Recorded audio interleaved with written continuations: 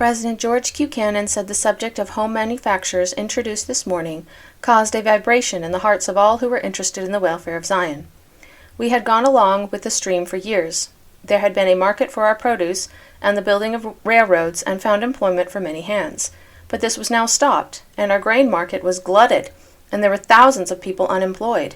There were organized in some of our counties boards of trade. If these had acted in their callings, much of these difficulties would have been avoided. The trouble arising from the cut rates could have been averted by our combining to put our grain upon the market at less a figure even than the produce brought here under the cut rates from the East. We had been flooded with cheap grain and had sat with our arms folded. Of what use were these boards of trade if they did nothing? Every president of a state should call his wise men together to see if something could not be done in such emergencies, and not leave all these movements to the president of the church. Steps should be taken to supply all these idle hands with employment. We were struggling here to establish home products and manufactures. Not a pound of grain or butter or anything that could be produced here should be brought from abroad, and if families would not use the elements in their own hands, they ought to go without.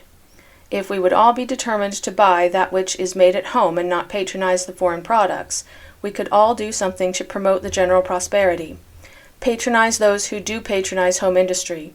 Woolen goods, soap, butter, cheese, lard, matches, shoes, and a vast number of articles made here just as good as elsewhere, ought to be purchased in preference to articles made elsewhere. The course we are taking was disgraceful to us as a people. This imported pork, and oleomargarine, and filthy, diseased lard was not fit to put in a human mouth.